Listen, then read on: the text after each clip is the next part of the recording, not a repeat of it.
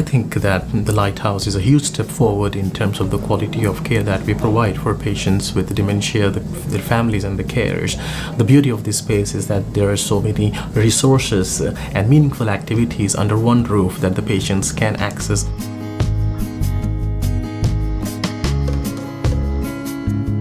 It's about making us open to the local community so they can come and visit and learn about people with dementia or how to care for someone or just improve their understanding, and for us to learn more about the local community and how we can improve our services to meet their needs as well. Ideally what we want to create is a dementia-friendly community, so we're all supporting each other and working together.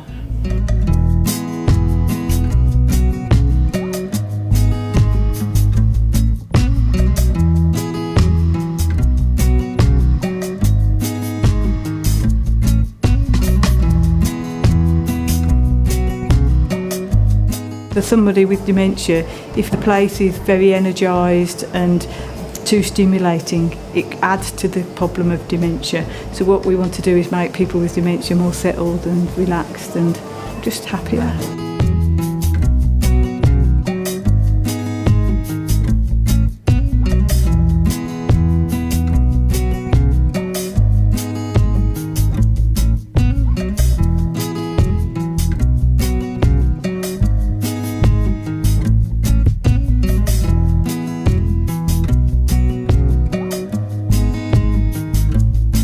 One of the things about encouraging people from the community to come in is giving them a space where they can come and engage with what's happening here. For example, patients on the wards, it might be their birthday while they're here with us. And they don't want to necessarily share that with all the other patients on the ward.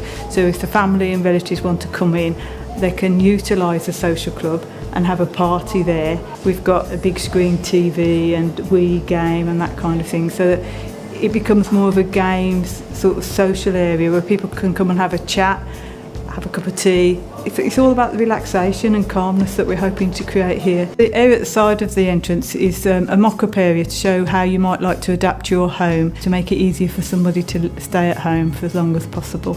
So it might be making things more visible in cupboards or making the cup nearer to you when you're sitting down. All those things can make a difference to how long you stay at home with dementia.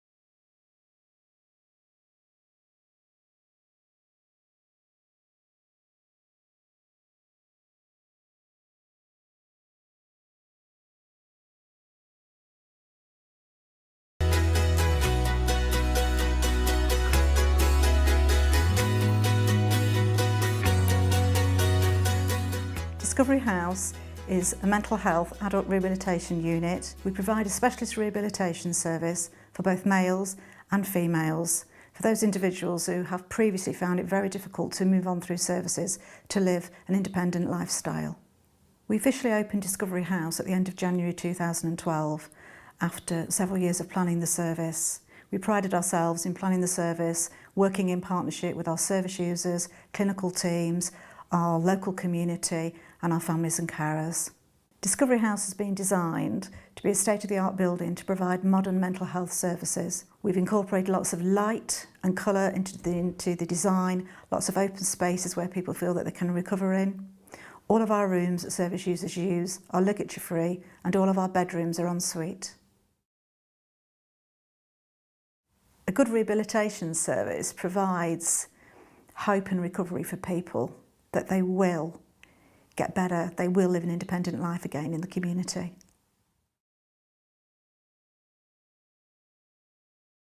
The FENS offers a service to male clients who have a diagnosis of severe and/or an enduring mental illness. Alongside of that, they may have a personality disorder, dual diagnosis or learning disability. Because the FENS is a locked ward, they are obviously restricted by the Mental Health Act or Home Office restrictions. People that come to the FENS are deemed to be at risk if they lived in a community setting or in an open ward. The Walsh ward is a 15-bedded mixed ward, mixed gender, open ward. It caters for patients going through a slow stream rehabilitation process, still a high level of need, but probably high level of risk at times. But the role is for us is to try and promote independence and get back into the community. The ward is a locked ward and it's for people who are currently suffering a variety of different diagnoses. Primarily we see everything ranging from personality disorder to psychosis and everything in between, but actually which has a rehab potential. So that doesn't mean we're taking people in the acute phase, we're taking people who've just actually gone beyond the acute phase and are now ready to take that next step for rehabilitation.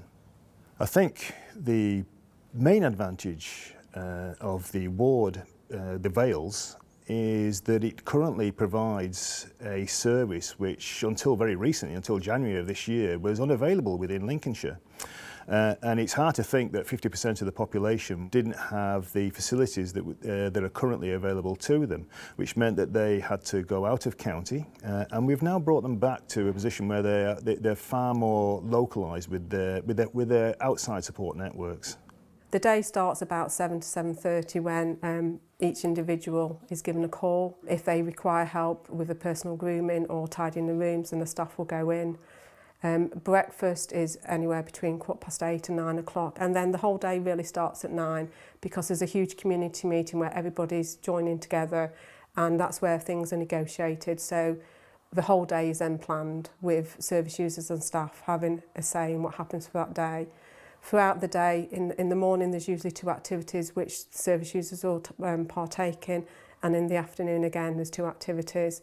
And then some service users will then cook for the rest of the service users, and then at tea we all sit down and have tea. So it's a really busy, quite structured day. Rehabilitation is just one aspect of recovery, and I think within that the idea is that we're trying to rebuild people's skills and to develop their life skills. So occupational therapists work very closely with a multidisciplinary team in order to promote all those skill-based learning tasks and to help them to develop into their future aspirations. So in terms of rehabilitation, the idea of the occupational therapist is to work very closely with them to develop a meaningful and a purposeful kind of outcome measure, something that they can aim for to promote that kind of hope and optimism and to develop skills and confidence. The activities in the interventions are very varied, and they go from simple tasks such as helping somebody to make the bed and to do some ironing through to more complex tasks such as returning somebody to work or into the voluntary sector. Day-to-day kind of running is the guys have the opportunity to engage in activities that are creative, so things such as art-based workshops, music or drama. We work on skill-based things, and we do lots of cooking. They're now kind of independently cooking to develop their skills. It's all kind of activities that will ultimately enable them to live a more independent lifestyle. We do lots of budgeting work with them. We run games and workshop-based things that they can actually get some leisure and some enjoyment out of, as well as doing outdoor activities such as gardening, cycling, bowling, activities such as that. I also think it's really important to look at all sorts of options for people and be really innovative and creative in a way in which you can provide interventions for people that will promote healing. For example, we have pets at Discovery House. We have a rabbit called Flinders on the Fens who is very, very loved by everybody on the ward. But I think in particular it's about what Flinders brings as pet therapy. There was one day when I heard a service user on there say, when I'm having a bad day, I'll pick up Flinders and I'll have a cuddle with him and he melts my depression away. And that's real sound evidence to support having pets in mental health units. In the main entrance in Discovery House, we have our own cafe. The cafe is managed by a local social enterprise and it provides training opportunities for our service users to gain vocational experience. We have also opened our cafe to the general public recently. We're very keen to promote our services within the local community and build a relationship with our neighbours. And this also provides an opportunity to really focus on reducing stigma in mental illness. I was a resident here for nearly 7 months and I got put in here because I went over the rails and I first went into Donington ward and I moved in here when it was brand new like. Well, it did me the world of good like, and you know, if you was in the same situation I was, I recommend it like. Because now I look back I can think, well, it has done me good like. Personally, I would like to get back into work and eventually have a family. And that's what I'd like to do. When I came into hospital, obviously I was really bad and I've been in low secure hospitals and I've done a lot of something called DBT therapy, which has really helped me. And here they carry that on. I've got a really good psychologist here, which is really helping me. And we've had some groups here that has helped me. So with all the strength and the stuff that I've learned, hopefully I can build up and build a good future for myself with positiveness and hope.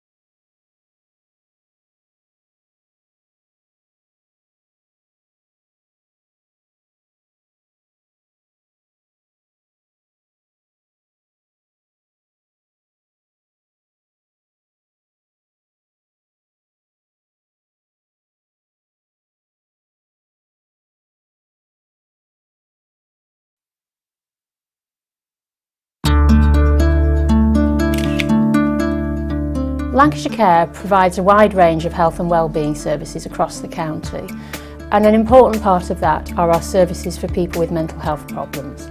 The vast majority of those people can be very well supported in their own homes, but when people are very unwell, then they need good quality inpatient facilities. We do have facilities across the county right now, but they're not of the quality and standard that we think people deserve. So we're committed to building some new ones, and the Harbour is the first one of those, and we're delighted it's going to be a state-of-the-art facility for people who need it when they're really very unwell. This is the first of 4 facilities for Lancashire Care that will be produced over the next several years. The intention is to make sure that this one, finished and occupied by 2015, is the exemplar, and it will create the precedent and the learning that will enable our later facilities to pick up on that best benefit. Gilling are experienced healthcare architects. We work in the acute and mental health sectors. The Harbour is probably one of the biggest mental health projects we've been involved in the last few years. All our successful projects have one common theme, and that is meaningful and long-term service user engagement. The Harbour has been no exception to that. We've done a lot of work with the service users. A lot of it involves listening, a lot of it involves responding to what we hear at the meetings. Open dialogue, an ongoing process that we don't want to dip in and out of, hence the service users are part of the design team. We've had a lot of influence. Well, we was listened to, which I was surprised that they listened so well. They've involved us.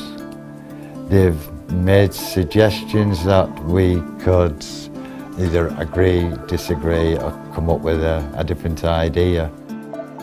Well, we wanted single rooms with their own showers and televisions. They're all on ground level, which we wanted them to have. Yeah, I'm quite happy with the way it's all worked out, and I can't wait to see it built. Today's a really significant day because it's topping out. So it represents the completion of the last of the blocks on the building, and now we're into finishing the internal areas in preparation for getting the commissioning and the patients to move in.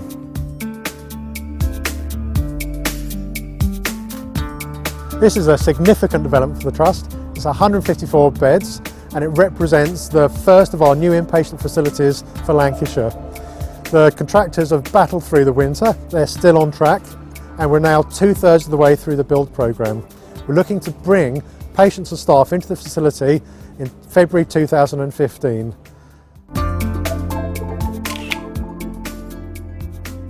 We have now arrived at Functional Acute Ward 2, where we've created a special lock-up room for people to view as part of the topping out ceremony. We've plastered the walls and given them a mist coat of paint to give people an impression of the size of the finished article. As you can see, there's still bedroom furniture to go in, but we do have the window in place. The window is a special window in the sense that it's robust construction, anti-ligature, and allows the patient to have free access to open and close the windows should they so wish. Should the patient be in an agitated state and continually try to open and close the window, we have the ability to lock it off. As part of the building process, the contractor decided to build his ensuite pods off-site and arrived as a one-off unit. This allows the contractor to proceed at pace without the need for further tradesmen coming in to the bedroom. So within the ensuite itself, we have specialist wash and basins and toilets with proximity centres for the wash and basin, toilet and the shower with a plastic window. In terms of environmental and sustainability issues on a project of this size, we do have an existing wetland area here which we're very conscious of. We've had to protect that, but we also have works to enhance that by forming a new wetland area. In terms of labour for the project, wherever possible, we'll be sourcing labour from the local community. In addition to that, we're involved with a business called Blackpool Build Up, which provides training for adult learners, and we can source labour from those guys as well. The Harbour will improve patient care considerably to what we have now. It will enable a recovery approach to that care and enable people hopefully to get back out into their local communities a lot quicker than we're able to at the moment. And the fact of having individual bedrooms will give much more privacy and dignity to patients' experience, which actually helps their recovery and helps us develop individual plans, because you can help them with making their beds or taking their self-medication within their own bedrooms, where at the moment we're in dormitories and you can't do that. So it will improve the experience greatly from that level. The investment for the harbour in particular is going to be worth every penny spent. The harbour will be the best of the best.